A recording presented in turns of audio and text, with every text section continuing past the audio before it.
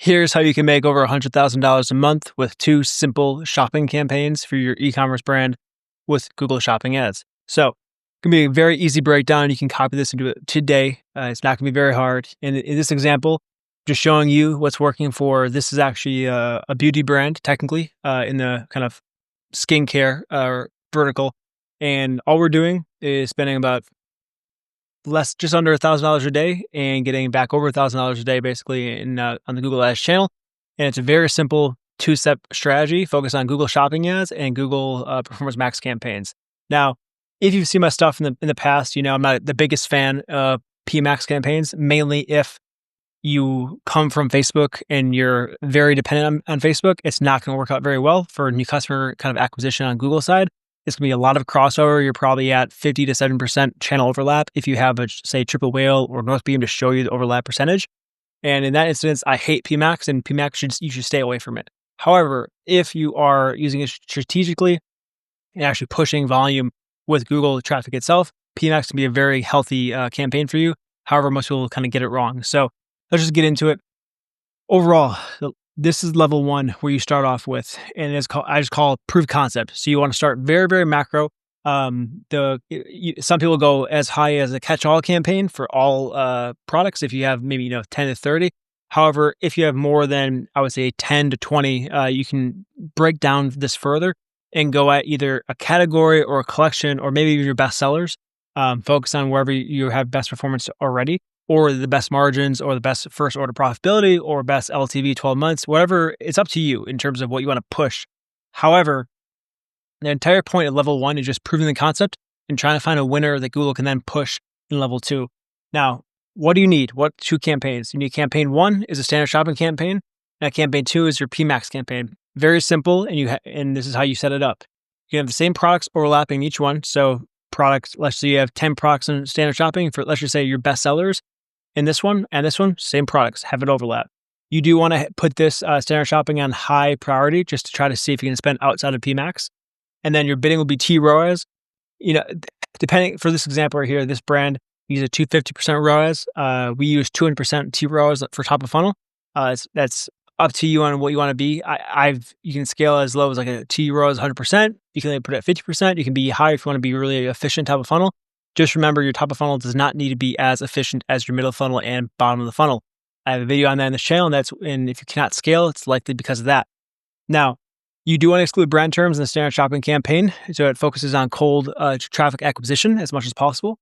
Campaign 2, or your PMax campaign, now this is going to be a little bit different. You're going to have a feed-only campaign, so not a full build PMax. I'm not really a fan of those in this situation. This is a shopping strategy specifically. Same products. The key point here is new customers only. Now, it's not because what you think it is. I'm not carrying just new customers. That's not the point. I'll get into why next. And the brand exclusion, very case dependent. Sometimes I do exclude brand. Sometimes I do not. It really depends on your total media mix. And if I'm getting a ton of traffic from, say, Facebook or say TikTok, for example, then yes, you'd probably want to exclude brand. However, there are times where Google doesn't go after that. Usually, most of the time, though, PMax will go after warm traffic because the entire goal of PMax is to, give you more conversions. So, knowing that, it really is case dependent. It's up to you on what you want to do. But this is it. You can have a few of these campaigns. I recommend you do. So, let's say you have, 5 main collections on your site, do 5 main dual campaigns, you have 10 campaigns total, right?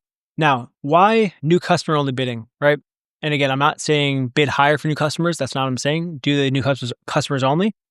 Main reason, your new visit percentage will be way higher if you do this versus you keep it wide open. We've tested in a few accounts. Most recently in this account that I'm speaking about right now, we have a 20% more likely to get a new visitor in our percentage versus if we just left it wide open. So we're getting 90% of our traffic being new visits to the website, according to a Triple Whale on first click, versus 7% of our traffic if we left it wide open. So this is why you don't have to actually even have it tracked in terms of like segmenting new customer versus returning customer inside of Google. Obviously, you would want that, but in this account, we do not have that tracked yet, and it's still working. So just a heads up for you there. Brand exclusions. Again, I already talked about this. But it really just depends on your full funnel strategy and what your total media mix is. So if you have questions, just let me know in the comments. And then for tracking new versus returning, when you segment out new versus returning, you do not have to have this working or even, being close to 100% accurate to actually leverage the new customer only bidding strategy to get more new people onto your site and starting more new customer journeys. Now, okay, what happens when you can actually, let's say you run your one campaign or two campaigns, one kind of overall strategy here, and you find, hey, I have a winning product. What should you do? Then you go to level 2. You scale your winners. So in this example, this is a different brand in the last 30 days where it's a single product campaign, and this is technically two campaigns. But this is where we're leveraging. This is only one campaign. We've not done a PMAX on this yet. We'll be testing this, and I'll let you know how it goes. But this is where you can actually break out into standard shopping. I prefer in the past standard shopping when I break it out. I will be creating a test in this account this week to see what happens if we leverage PMAX in the same way. So now we have 2 campaigns for one product. Done it and it worked very well in terms of the level 1 more macro segmentation. So in theory, it should work well for micro. I just don't want to tell you, exactly what to do when I haven't done it yet myself across multiple accounts. So all you need to do is just push it into a new campaign and leverage it and remove it from your other ones. And there you go. You can scale and push it. So again, not very hard, very easy to do. If you have any questions on this concept, let me know. But yeah, that's how you can make 100K a month from Google Shopping ads in a very laid back, easy way.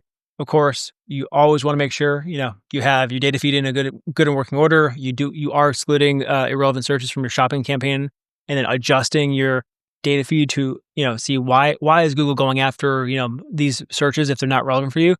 Update your title, update your description, update your product category, even your product type as well. And that way you can actually try to start to mold what Google is actually going to find for you, just because that is your keyword technically is your data feed. So keep that in mind. And also don't forget to update your PDP accordingly, just so Google is sending you the best traffic possible in a shopping sense when you cannot be as specific as say a search campaign, right? So if you have any questions on Google Shopping as a whole for your e-commerce brand, let me know in the comments. If not, thank you and have a great day.